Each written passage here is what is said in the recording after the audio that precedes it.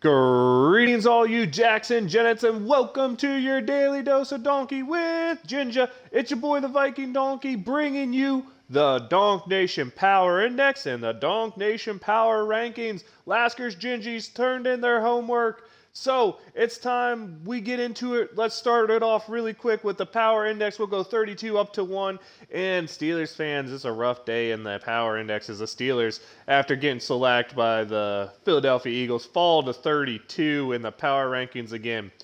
Worst offense in the league scoring, a bottom 10 defense, disaster all around. You have the Texans right above that at 31. What can you say? This team was playing for a first-round draft pick early and to get a quarterback all year. Then you have the Detroit Lions, another tough loss in a game they could have won against Miami. The offense showed up, the defense didn't. Carolina Panthers starting to look better with PJ back there, quarterback, and what can you say? He almost let a crazy win on a kind of Hail Mary pass to DJ Moore to force overtime in their loss to Atlanta. The Vegas Raiders, just when you thought they were on the upswing, they fall to 28 because after their big offensive explosion, they followed up with 0 points against New Orleans. Arizona comes in at 27. Kyler Murray needs to figure things out. That's all you need to see there. Chicago trading away defensive players, but trading for Chase Claypool. They come in at 26. We'll see if Fields can get a run going there. Jacksonville comes in at 25. Again, just inconsistency on the offense, but the defense is playing pretty solid. And isn't maybe time to start worrying about Trevor Lawrence's really just bad interceptions this week? Green Bay comes in at number 24. Them and number 23 have something in common. The LA Rams at 23. Veteran teams that are struggling right now, maybe time to hit the panic button.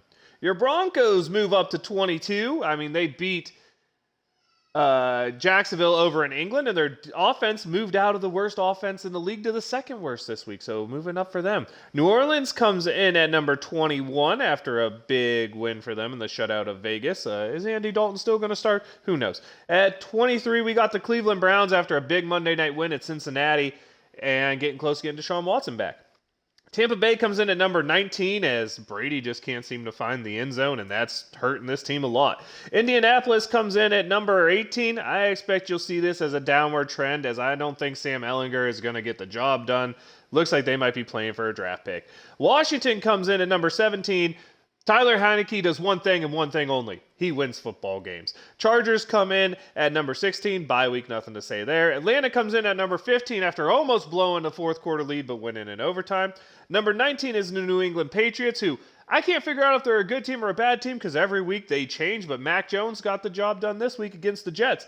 Bengals fall down to number 13. I mean, crushing defeat at the hand of the Browns, and maybe Jamar Chase is the whole offense at this point. Who knows? Miami comes in at number 12 after, squeaking out a win, we'll call it. But, hey, that's what you got to do, and that's what Tua wins. That's what Tua does. Tua wins. Mixed it all together there. San Francisco comes in at number 11. Man, Christian McCaffrey pickup is looking clutch right now. Seattle comes in at number 10. Who would have thought a top 5 offense would be led in Seattle this year? But not by Russell Wilson, by Geno Smith. Number 9, we have the New York Jets coming off a tough loss, but still, they seem to win football games, but honestly, they're looking worse and worse the more Zach Wilson plays. Tennessee comes in at number 8. They showed you how you win with a rookie quarterback. You only let him throw the ball 11 times, and you have Derrick Henry, who always rushes for 200 yards against Houston, rush for 200 yards against Houston for the 6th time in his career, I believe. Baltimore comes in at number 7 after a good Thursday night win over Tampa. Lamar trying to really boost his offseason price tag. The Giants come in at number 6 after a loss, but still, the offense isn't there. The defense is good, but can they keep winning football games is the real question. Kansas City comes in at number 5. I mean, a bye week doesn't do you any favor, so they stay right where they were. Minnesota comes in at number 4. Are the Minnesota Vikings the class of the NFC North? Is that something we could really say? Do we believe in Kirk Cousins yet? I'm not sure, but can't argue with the results. Dallas comes in at number 3. Getting Dak back really helped them. That defense is still playing best, or one of the best in the league. I think 3rd in points. And expect that offense to keep trending up. And then we have a tie for the number 1 spot because the Buffalo Bills, the Philadelphia Eagles, just keep doing what they're doing. Buffalo, number 2 in points on offense, number 1 points in defense. Philadelphia, 3 in offense, 4 in defense, but the number 1 team in terms of wins. You go to their, let's call it points against expected. They're 1 and 2, Buffalo being 1, Philly being 2. And all things together, it mixed in with all the other numbers, we got an actual tie. And this again, the separation between these two and the rest of the pack, the biggest separation between rankings outside of them, 4 points. They have a 10 or 11 point difference as they come in with a 5.5 score, lower's better. And the next closest team is Dallas at 16.5. These two are definitely separating themselves. And if you had to pick a Super Bowl matchup right now, you'd be hard to press not to say those two teams in Buffalo and Philly. Just really getting the job done. Philly a shellacking of Pittsburgh, and Buffalo just going out there and handling their thing against the Packers. So, Gingy did his homework. Let's bring them down from 10 to 1. You have your New York Jets, Miami Dolphins, Seattle Seahawks, Dallas Cowboys below the New York Giants.